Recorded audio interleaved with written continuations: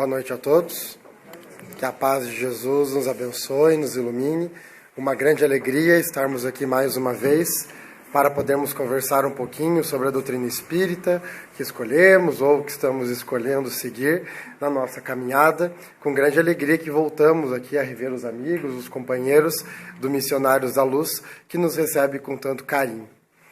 Vivemos os momentos muito difíceis da Terra, em que realmente o quadro de depressão, os quadros de suicídio, a qual estamos tão discutindo, em especial neste mês de prevenção à vida, prevenção ao suicídio, valorização da vida, esses momentos em que parece que não temos saída para as nossas questões, para as nossas dificuldades, para os nossos problemas, nesses momentos de transição planetária que tanto falamos aqui na Terra, em que parece que essa transição nunca vai se concluir e que essa grande reforma que estamos fazendo na nossa casa, Terra, parece que vai demorar muito para passar e ficar completa.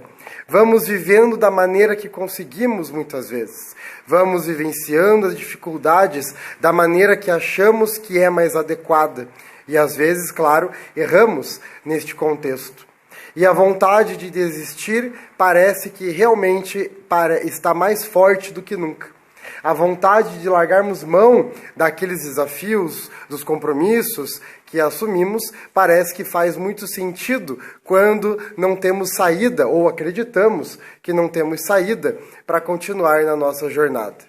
Vemos muitas vezes os jovens, os adolescentes, que realmente na primeira dificuldade ou nos primeiros problemas não conseguem sair da sua zona de conforto, não conseguem sair do seu momento de vida para enfrentar desafios, enfrentar dificuldades, passar por situações de privação às vezes, para que no futuro consigam ter um momento ou um contexto diferente. Vemos também as pessoas desistindo de continuar a acreditar na humanidade e que o mundo está perdido mesmo, em que olha o que está acontecendo com a Terra, acontecendo com o país, acontecendo com a cidade, tantas tragédias e assim vai, e nós vamos entrando por esse contexto. E é por isso que às vezes nós precisamos relembrar que no meio de tanta tragédia, de tanta confusão, há sim uma palavra de esperança. E não por acaso, como sempre, a mensagem de abertura caiu muito certo para a nossa discussão da noite, para aquilo que pretendemos falar um pouquinho em relação à vida, em relação a realmente o que é viver a vida, quais são os conflitos, quais são as questões que está permeando a nossa vida e não só a vida, mas o fato de viver. O fato de estar passando por situações, passando por questões, passando por dificuldades, mas também por alegrias. Quais são, afinal de contas, os objetivos ou aquilo que nos guia a nossa vida? É esse o objetivo, para que a gente converse um pouquinho sobre isso. Então, começo perguntando a todos vocês e a todos nós que nós possamos pensar em algumas questões para a gente nesse início. A primeira, então, o que é a vida? Será que nós já paramos para pensar sobre isso? Já paramos para refletir exatamente o que significa a vida? Se fosse para colocarmos um conceito certinho, bonitinho, o que seria a vida? Que nós possamos pensar um pouco sobre isso. Além disso, do porquê estamos aqui, o que é que estamos fazendo? Essa é uma das perguntas filosóficas mais antigas que a humanidade tenta responder, e que a doutrina espírita nos ajuda a compreender com a sua visão, com o seu pensamento, com uma ideia ou com um ponto de vista em relação a isso. E aí começa a ficar mais difícil. Você é feliz? Não respondam, por favor. Fica de reflexão. Será que nós somos realmente felizes na nossa vida? Ou vivemos com alegria? E mais do que isso, o que é, afinal de contas, viver com alegria? O que é praticar a felicidade? Como você vive a sua vida? Quais são os seus costumes? Quais são os seus hábitos? Qual é a sua rotina? Quais são as coisas que você faz de diferente ou de igual? Quais são as atividades que desenvolve ao longo da sua jornada? Enfim, qual é o seu ritmo e expectativa? E aí, um pouquinho mais complexo talvez, quais os princípios e valores que norteiam? Todos nós temos, querendo ou não, sem a gente às vezes perceber, nós temos princípios, temos valores, temos objetivos que nos guiam. Porque quando nós não os temos, isso é um sinal de que realmente a vontade do suicídio pode aparecer. Porque não temos um objetivo, não temos algo que nos faz estar aqui. Precisamos ter um objetivo de vida. Temos princípios, uma lógica, uma base que estrutura a nossa vida. Porque se não temos estes princípios, se não temos estes valores, a gente fica perdido de para onde vai. Porque todos os caminhos que nos apresentam vão parecer válidos, vão parecer coerentes. Então, a partir do momento que nós temos um princípio, temos um valor, temos um objetivo, isso nos dá a ideia de escolha.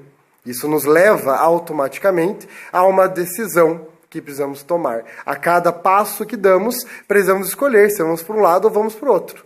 Entendendo que ir para um lado significa automaticamente que eu não irei para o outro. Então eu preciso ter essa consciência. E o que me norteia nessa minha escolha são justamente os princípios, os valores que me guiam, se eu devo ou não devo fazer determinada coisa na minha vida. E além disso, então, o que é que me mantém vivo? O que é que nos mantém vivo, afinal de contas? A resposta não é igual. Cada um de nós provavelmente temos uma resposta diferente para entender isso, do porquê estamos aqui. Alguns talvez podem dizer que é o fato de ter os filhos que ainda lhe mantém vivo. Outros é a mãe ou o pai que precisa de cuidados. Outros talvez dirão que é o fato de alguém que ama muito, que precisa de si. Outros vão dizer que estão aqui porque querem ganhar dinheiro, querem ficar ricos, querem ter a mansão. Então, enquanto não conseguir a mansão, talvez continuem vivos e ainda se mantenham aqui, faz sentido a vida. Outros é para poder, talvez para poder comer, né, para poder estar aqui, porque no plano espiritual não tem comida. Vocês já pararam para pensar nisso? Então tem que comer aqui, porque lá não vai ter, é só a sopinha lá que o André Luiz conta para a gente. Outros, talvez, poderiam dizer que é para poder viver as tecnologias. E a gente brinca também, vocês já pararam para pensar que não vai ter celular lá na vida no nosso plano? Que não vai dar para mandar mensagenzinha de bom dia, fofinho para as pessoas? Alguns vão pensar, meu Deus, nunca parei para pensar nisso. Então não quero morrer nunca. Porque como que eu vou ficar sem Instagram, sem WhatsApp, sem Facebook? Imagine. Vai fazer o que lá no outro lado? Você não vai ter as tecnologias? Antigamente, as mensagens aí de psicografia diziam, eu fico apegado, estava apegado ao espírito quando morre, contando depois que estava apegado à casa, apegado às joias da família, apegado aos móveis. Hoje as mensagens deviam estar mais atualizadas. Estou apegado ao meu celular, apegado à minha rede social, não consigo sair, me imagino, fiquei 10 anos imaginando que estava olhando o Facebook, já imagine isso. Então a gente vai passando por esse contexto. O que é que nos mantém vivo, afinal de contas? E aí é que retomamos mais uma vez essas discussões do Setembro Amarelo,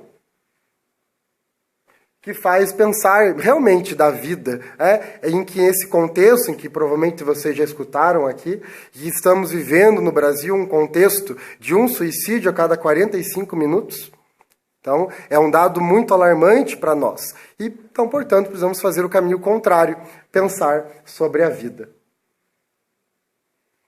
Para isso, então, para nortear a nossa discussão, escolhemos como algo que nos traz um pouquinho sobre isso e que é justamente o título da nossa fala, que é a música desse artista, Felipe Duran, que na sua música Viva a Vida, ele vai justamente falar um pouquinho da importância da vida e o que é que norteia a vida dele, pelo menos na sua obra.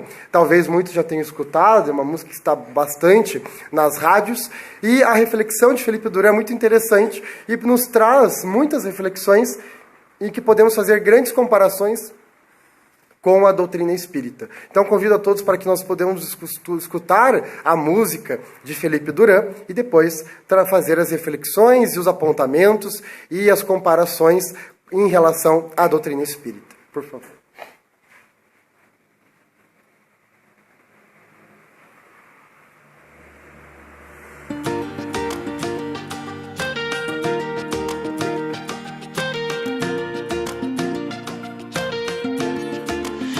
Me sentir feliz, sabe por quê?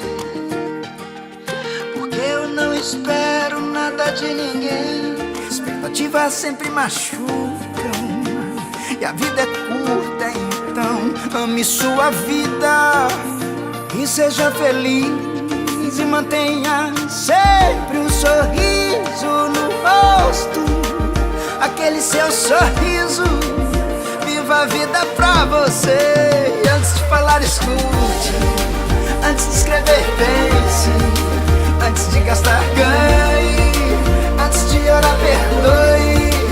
Antes de magoar, sinta. Antes de odiar, ame. Antes de desistir, tente, tente. Antes de morrer, viva, viva, viva. Ei, ei. Procuro me sentir feliz. Sabe por quê? Porque eu não espero nada de ninguém. Expectativas sempre machucam e a vida é curta, então ame sua vida e seja feliz e mantenha sempre um sorriso no rosto. Aquele seu sorriso, viva a vida pra você. E antes de falar, escute. Antes de escrever, pense. Antes de gastar, ganhe. Antes de orar, perdoe. Antes de magoar, sinta. Antes de odiar, ame. Antes de desistir, tente, tente. Antes de morrer. Antes de falar, escute. Antes de escrever, pense. Antes de gastar, ganhe. Antes de orar, perdoe. Antes de magoar, sinta. Antes de odiar, ame. Antes de desistir, tente, tente. Antes de morrer, viva, viva, vida. Ei, ei, ei, ei. Viva a vida.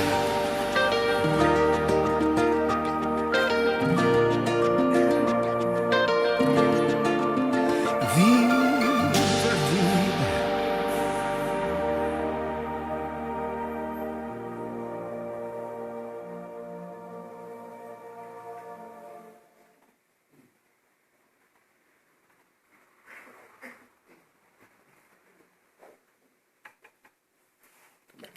Conheciam já a música do Felipe Duran? Fala um pouco, acho que ele falou um pouquinho de doutrina espírita, querendo ou não, acho que ele falou um pouquinho de Jesus. Então é este comparativo que nós pretendemos fazer agora nestes momentos, as mensagens que ele trouxe que está na doutrina espírita. E uma das primeiras coisas, né, primeira estrofe, primeiro verso da sua fala, se sentir feliz. É a primeira parte que ele já vai nos dizendo. E aí nós vamos retomar a fala de Jesus, quando ele nos diz que no mundo tereis provações, mas animai-vos, eu venci no mundo. Está lá em João, quando Jesus nos convida para o bom ânimo. De que mesmo nas dificuldades, é preciso que tenhamos bom ânimo, nos diz Jesus, na sua fala. Eu venci o mundo, e se ele nos diz que vós sois deuses, então é porque também, se ele vencer o mundo, então nós também temos capacidade e condições de também vencer o mundo, se sentindo, portanto, feliz. Mas é Joana de Ângeles que vai nos dizer que por isso a vida abundante é rica de paz e alegria, porque está fixada nos postulados sublimes do amor e da caridade, que se transformam em oportunidade de desenvolvimento social. Ou seja, é a partir do amor que nós podemos agir. José Herculano Pires, um livro bem pequenininho da sua obra, vai nos dizer de que o Centro Espírita, se quisesse, seria a instituição mais importante de um bairro e de uma sociedade. Porque a partir da lei do amor, ou da prática do amor, nós poderíamos fazer grandes coisas. As grandes obras que temos e conhecemos na Terra têm como base justamente o amor. Aqui, a Casa Espírita Missionários à Luz tem o seu trabalho de caridade. E, portanto, é este amor em relação ao outro, em relação ao próximo, é que faz a gente conseguir mudar a nossa vida.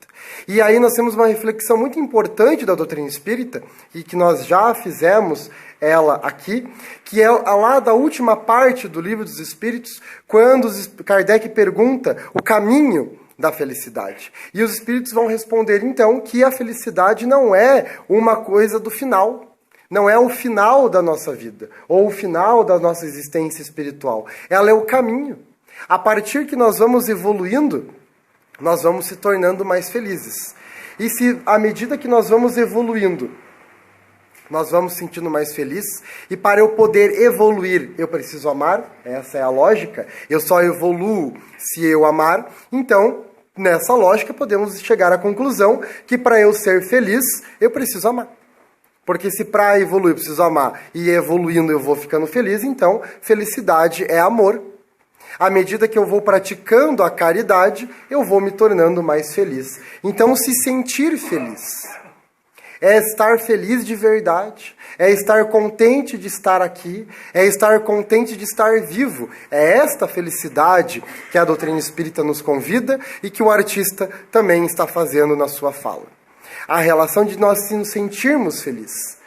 E a gente tem essa mania de achar que felicidade, ou se sentir feliz, ou ser feliz, é estar sempre rindo, é sempre sorrindo, é sempre alegre, contando piada. E quantos artistas que nós conhecemos, humoristas, que às vezes entram também em quadro depressivo. Porque uma coisa não está associada à outra. Quantas pessoas usam a alegria do dia a dia para mascarar os seus reais sofrimentos. Então a felicidade, de verdade, ela é dentro de nós. Não é ficar vivendo como parece que a gente tivesse botox na cara. É um sentimento de alegria de estar vivo, apesar das dificuldades, apesar dos problemas, se sentir feliz dentro de si mesmo, é essa a proposta da doutrina.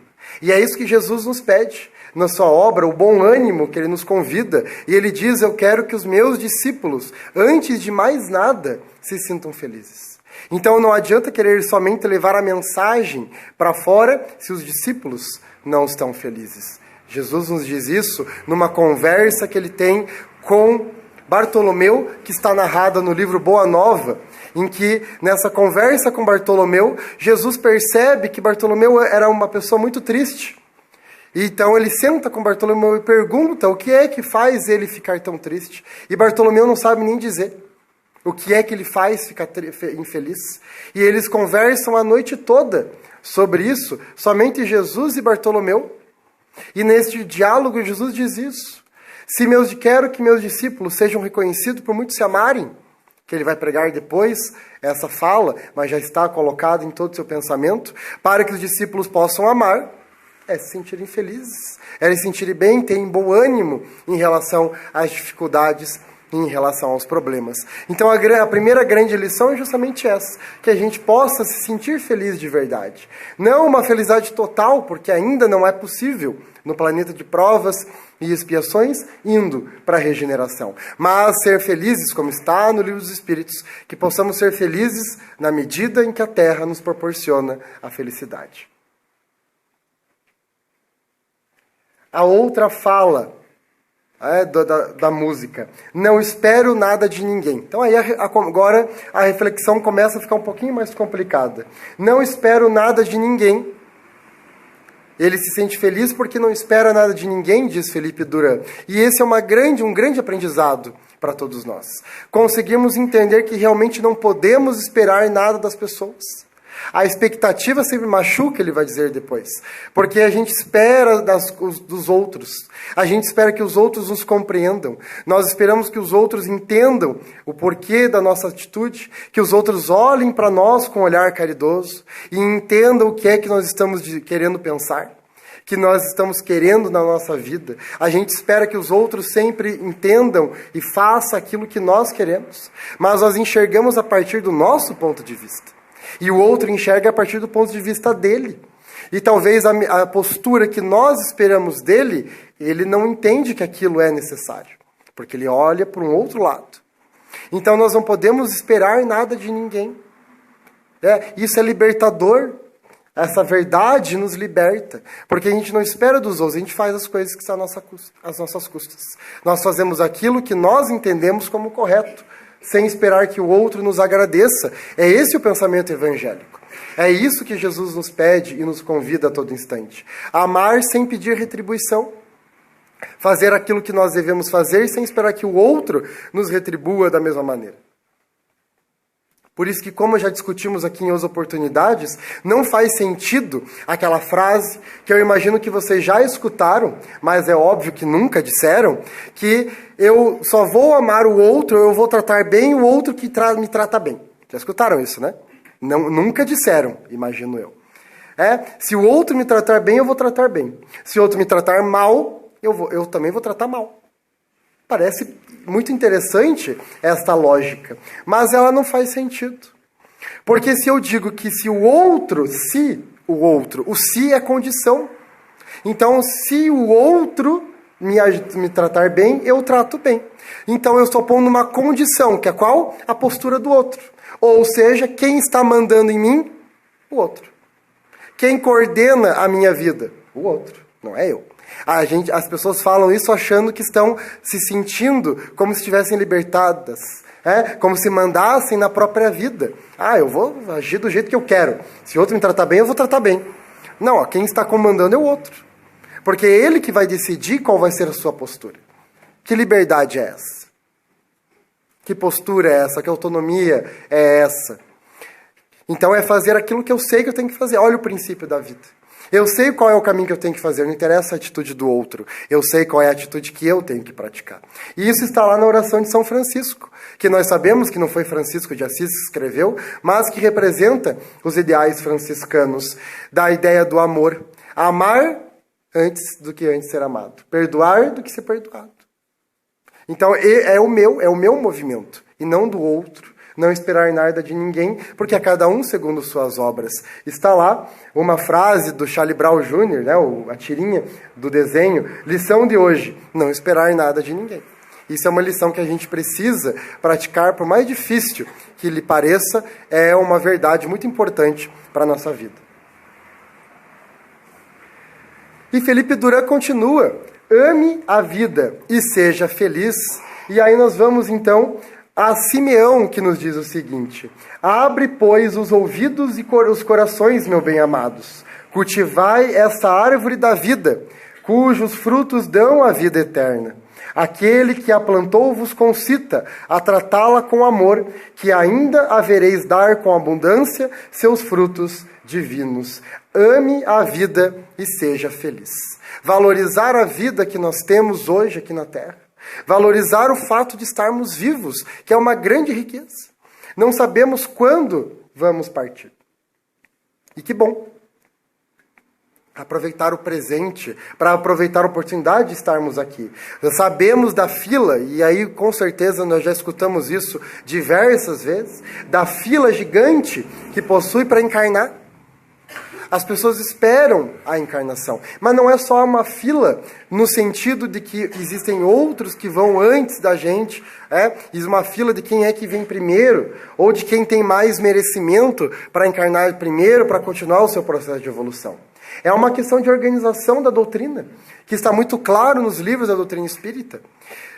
Se nós não viemos, se a gente vem com as pessoas que nós precisamos encarnar, pensando primeiramente no contexto familiar dos mais próximos a nós.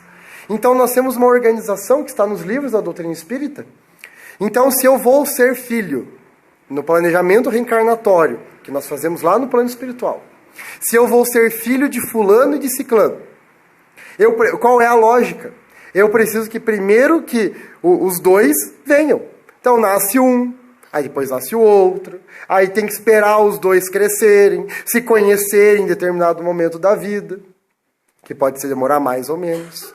Aí eles vão se encontrar, vão ter um relacionamento, aí vem daí que você nasce. Ou não, primeiro vem uma outra pessoa que vai ser teu irmão, aí nasce o outro primeiro, depois nasce você. Aí até você crescer, quantos anos já foi? Pelo menos uns 50 anos, umas contas para baixo assim. Pelo menos 50 anos. para que você reencarne no planejamento reencarnatório básico. Para alguns pode demorar mais. Então é o básico para conseguir voltar.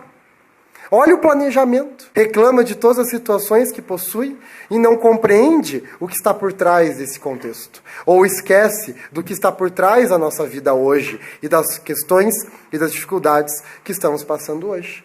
Então, valorizar a vida que estamos, o fato de estarmos vivos, com mais ou menos saúde, mas estarmos vivos aqui na Terra. E ser feliz na medida que eu posso ser feliz na Terra. Faz sentido isso? E o poeta, e o cantor continua, viver a vida para você. Parece um pouco egoísta, mas não é bem assim. Preocupar-se com a sua evolução. Está na doutrina espírita. Jesus promete vida em abundância, de amor e de trabalho, de realizações de crescimento íntimo, mediante as quais se alcança a plenitude. Então, preocuparmos com a nossa evolução. Isso não é egoísmo. Porque para eu me preocupar com a minha evolução, eu preciso amar. Acabamos de falar isso. Então, não é esquecer o outro, mas é se preocupar com a nossa evolução. É aquela verdade que nós já comentamos aqui, que a gente sabe, mas que a gente esquece. Que a gente não pode mudar o outro. Seria muito legal se desse. Mas nós podemos só mudar a nós. Só nós podemos conduzir a nossa própria evolução.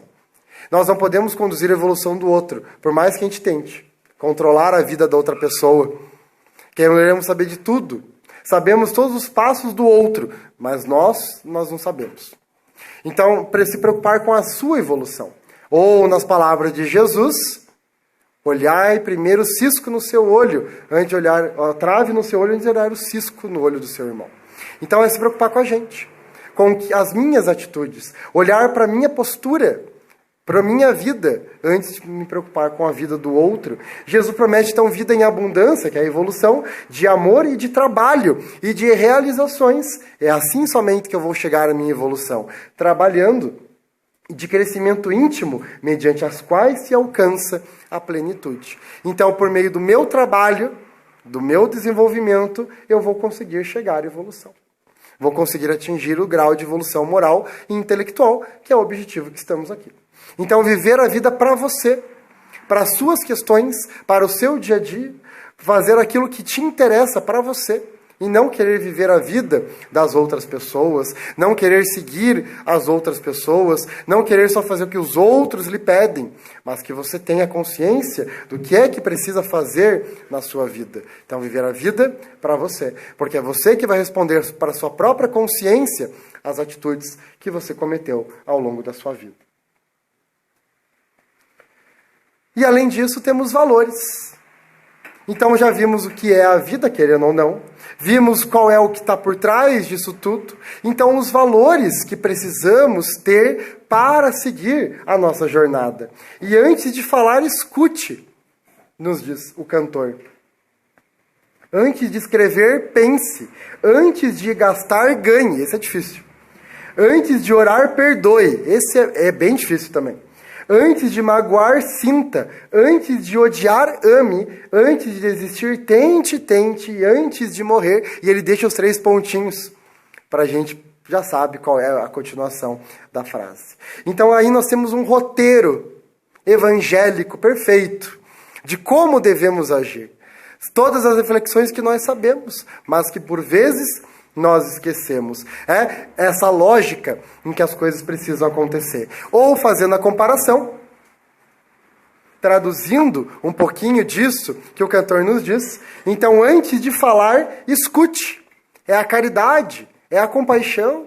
Nós, muitas vezes, temos a mania de que o outro está querendo nos contar, a gente já achou que já entendeu o que a pessoa está querendo nos dizer e já interrompe a fala. Então, primeiro, escutar de verdade qual é a necessidade do outro e não a necessidade que você acha que o outro precisa. Então, antes de falar, de querer dar conselho, escutar o que o outro está nos dizendo. Escutar o que ele está querendo pedir para nós. Escutar o que ele tem a dizer, mas escutar de verdade. Por isso, temos o atendimento fraterno aqui na Casa Espírita. Mas isso a gente precisa fazer no nosso dia a dia. Antes de querer falar qualquer coisa, escutar o outro. Entender a problemática e a questão do outro antes de querer falar alguma coisa. Isso é sinal de compaixão, é sinal de caridade, é sinal de amor, de valorizar o outro, de olhar no olho e entender o que o outro está querendo dizer. Então, antes de falar, escute. Antes de escrever, pense. Antes de postar, poderíamos dizer também, pense. Antes de falar, pense. Porque às vezes a gente fala e depois que se toca da besteira que falamos.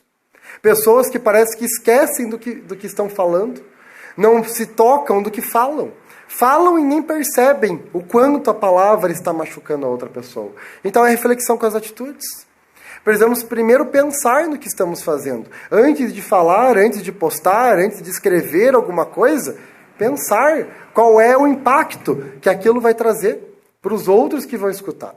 Porque a gente não escreve, não fala, não posta alguma coisa sem a intenção de alguém ver. Então, como que o outro vai reagir com aquilo que eu estou escrevendo, que eu estou colocando? Será que eu estou ofendendo? Nessa era da tecnologia, em que as pessoas escrevem e comentam tudo que querem na internet e estão protegidas, ou achando que estão protegidas, porque ninguém está lhes vendo, coisas que as pessoas jamais diriam ao vivo, mas que dizem na internet. Quantas pessoas preferem discutir e quantos casais discutem a relação pelo WhatsApp? Acabou de ver o fulano, daí chegou em casa e fazem a discussão pelo WhatsApp. Porque não consegue falar, não consegue olhar no olho, fazer a conversa tete a tete, como a gente brinca. Então, primeiro, porque é preciso pensar. É preciso entender a situação. Pensar bem antes de dizer algo. Refletir, porque a palavra tem um impacto muito importante. Antes de gastar, ganhe. O conselho mais objetivo de Felipe Duran é a questão das precauções. A questão de tomar cuidado, de se entender o contexto, de não fazer nada em excesso. Poderíamos trazer também, ampliando a discussão, não fazer nada exagerado para a nossa vida, porque todo excesso é ruim, sabemos disso. Então a precaução, o cuidado com aquilo que está na nossa mão, sem exageros. Antes de orar, perdoe. Uma das frases mais interessantes da música, na minha opinião. Antes de orar, perdoe. Porque quantas vezes a gente pede as coisas na oração, a gente pede a proteção divina, mas a gente não faz a nossa parte. Que Deus me perdoe, a gente diz. Mas não é Deus que tem que perdoar. Você já está sabendo que está fazendo errado. Deus que me perdoe, mas eu não consegui resistir. Mas não é Deus que tem que perdoar. É você. É a gente que tem que mudar a postura, não é Deus. Deus não está magoado com a gente para perdoar a gente. É a gente que tem que mudar a nossa postura. Então não adianta só querer orar. Quantas pessoas que pedem para que o outro faz oração pedindo para que o outro mude, para que o outro fique diferente, mas ele não faz nada. Então, antes de querer fazer a oração, é preciso que a gente pense sobre nós, é isso que ele está querendo dizer. Não é de deixar fazer oração também. Então, enquanto não perdoar, não vou fazer oração. Não é isso também. Mas é entendendo o valor que a oração tem. Entendendo o valor, o real significado de uma oração e o que aquilo está me trazendo. O outro precisa mudar, mas e você? O que você precisa mudar? Tem gente que não faz essa reflexão. Só vê que o outro está mal. Porque o outro está triste, o outro está chateado, o outro está perturbado, o outro está obsediado, mas ele não sabe o que está fazendo. Ele não reflete sobre a própria postura. Será que ele também não está obsediado, não está percebendo? E a gente, então, por isso que antes de orar, perdoe. Faça você a atitude. Não adianta só pedir a Deus, faça você a ação que deve fazer. Existe uma mensagem do Momento Espírita que conta sobre um mestre com os seus discípulos que caminhava por uma estrada e encontraram uma pessoa que estava com o carro estragado, atolado na lama, e orava a Deus pedindo para que aparecesse alguém para lhe ajudar a tirar o carro da lama. E eles simplesmente olharam e passaram. Em seguida, encontraram uma outra pessoa também com o carro atolado e que estava ali tentando tirar o carro da lama e não conseguia. E aí então o mestre disse, meus discípulos, vamos ajudar este indivíduo a tirar o carro da lama. Foram lá todos eles e tiraram o carro da lama. E aí então os discípulos, sem entender, perguntaram: mas mestre, por que nós ajudamos o segundo, mas não ajudamos o primeiro? E o mestre respondeu: o primeiro está pedindo a Deus uma solução, e o segundo está tentando fazer algo para resolver o problema. E nós às vezes ficamos esperando a solução, que Deus perdoe a todos nós, mas nós não fazemos esse processo. Então não podemos ser incoerentes. Se a doutrina é primeiro amar ao próximo como a si mesmo, para amar a Deus, então a lógica tem que ser essa. Antes de magoar, sinta. Antes de magoar, sinta. É colocar-se no lugar do outro. Antes a gente se magoar com o que os outros estão nos fazendo, que a gente consiga entender o outro. Claro que tudo se explica, mas não justifica. Não é porque o outro tem uma vida complicada também, está cheio de coisas, já passou por grandes dificuldades na vida, que justifica a grosseria com a gente, que justifica uma atitude errada conosco. Claro, não justifica. Mas faz a gente explicar.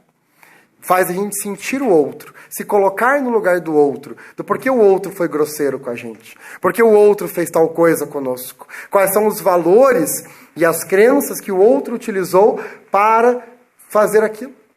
Então, entender o lado do outro, para quebrar aí maus entendidos que a gente vai passando na vida. Então, antes a gente se magoar com alguma coisa que fizeram conosco, que nós consigamos entender o lugar do outro, que a gente sinta aquilo de verdade, mas também que sinta o sentimento, que a gente consiga sentir o que exatamente está acontecendo conosco, que a gente assimile as nossas emoções, porque ainda vivemos num mundo em que a gente mascara as nossas emoções. E a proposta da doutrina espírita é justamente que a gente cultive as emoções.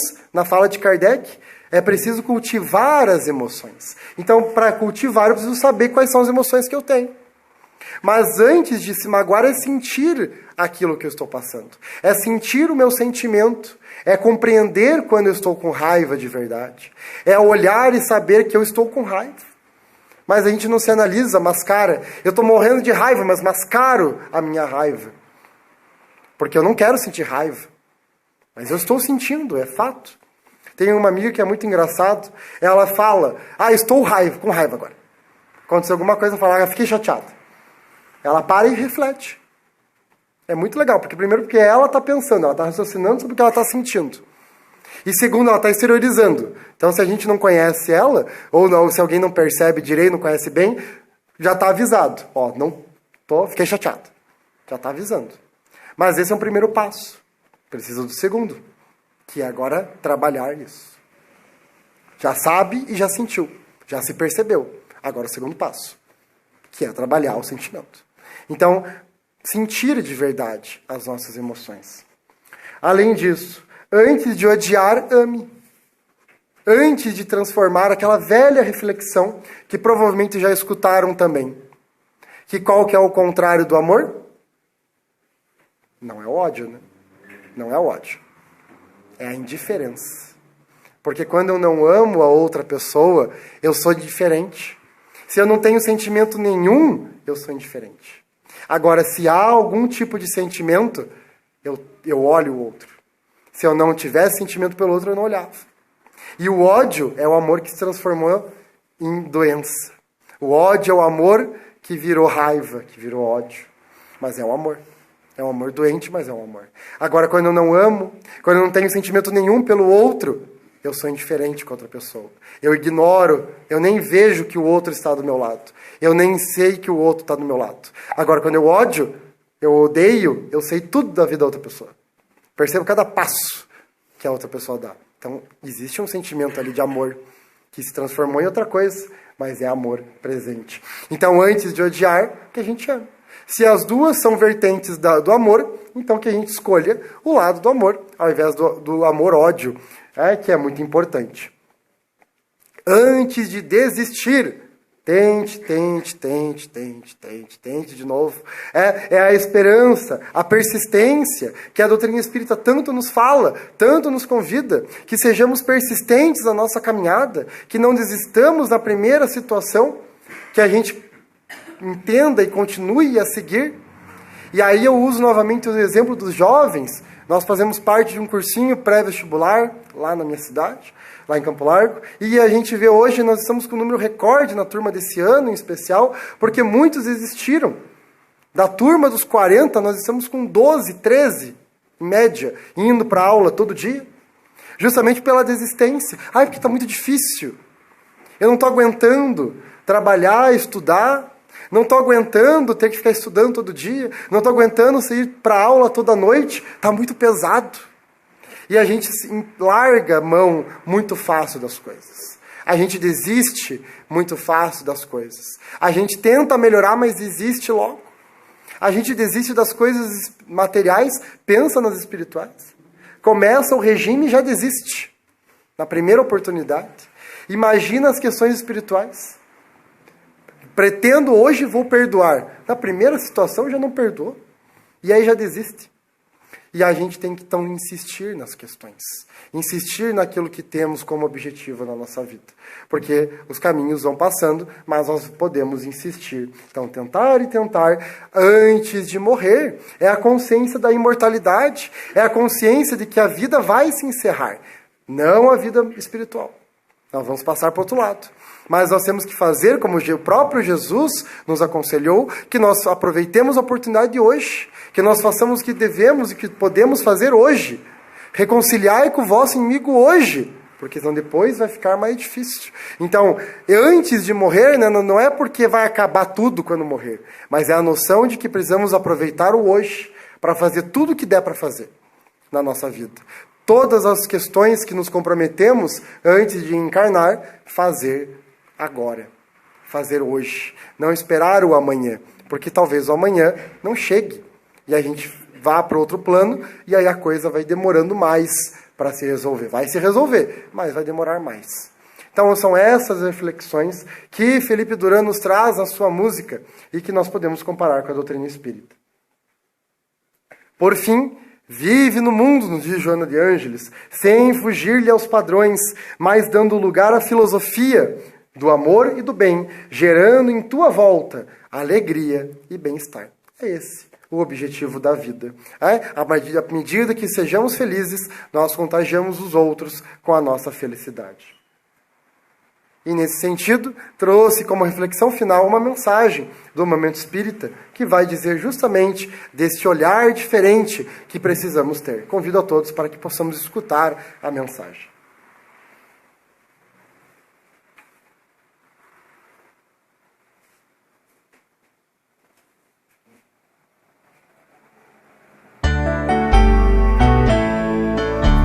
A outra janela.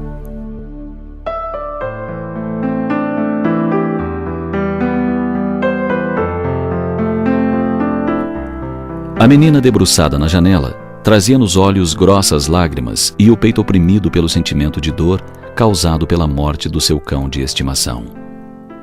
Com pesar, observava atenta o jardineiro a enterrar o corpo do amigo de tantas brincadeiras. A cada pá de terra jogada sobre o animal, sentia como se sua felicidade estivesse sendo soterrada também.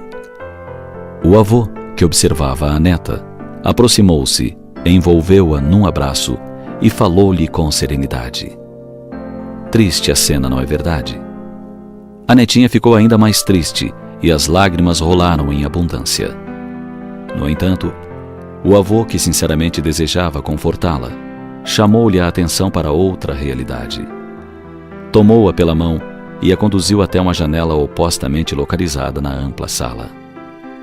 Abriu as cortinas e permitiu que ela visse o imenso jardim florido à sua frente e lhe perguntou carinhosamente: está vendo aquele pé de rosas amarelas bem ali à frente? Lembra que você me ajudou a plantá-lo? Foi num dia de sol como o de hoje que nós dois o plantamos. Era apenas um pequeno galho cheio de espinhos.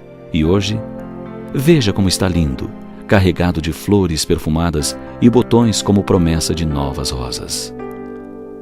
A menina enxugou as lágrimas que ainda teimavam em permanecer em suas faces e abriu um largo sorriso, mostrando as abelhas que pousavam sobre as flores e as borboletas que faziam festa entre uma e outra das tantas rosas de variados matizes que enfeitavam o jardim. O avô Satisfeito por tê-la ajudado a superar o momento de dor, falou-lhe com afeto. Veja, minha filha, a vida nos oferece sempre várias janelas. Quando a paisagem de uma delas nos causa tristeza, sem que possamos alterar-lhe o quadro, voltemo-nos para outra e certamente nos depararemos com a paisagem diferente. Tantos são os momentos felizes que se desenrolam em nossa existência. Tantas oportunidades de aprendizado nos visitam no dia a dia, que não vale a pena chorar e sofrer diante de quadros que não podemos alterar. São experiências valiosas das quais devemos tirar as lições oportunas, sem nos deixarmos tragar pelo desespero e a revolta, que só infelicitam e denotam falta de confiança em Deus. A nossa visão do mundo ainda é muito limitada. Não temos a capacidade de perceber os objetivos da divindade, permitindo-nos um momento de dor e sofrimento. Mas Deus tem sempre objetivos nobres e uma proposta de felicidade a nos aguardar, após cada dificuldade superada.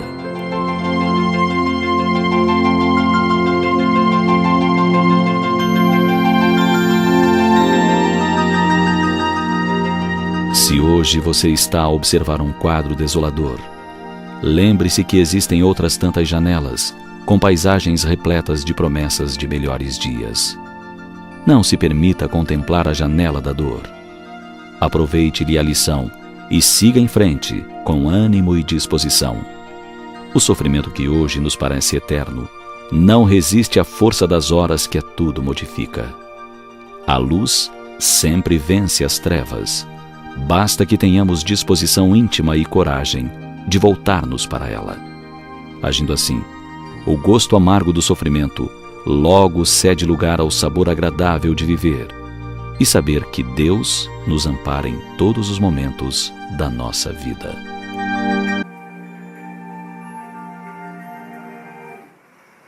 Sempre olhar o outro lado, portanto, essa é a mensagem, e a partir do momento que nós olhamos ao outro lado, nós vamos ficando cada vez mais felizes, compreendendo a nossa tarefa, a nossa função, o nosso objetivo aqui na Terra e aos pouquinhos construindo a nossa própria felicidade e vivendo a vida de maneira mais adequada.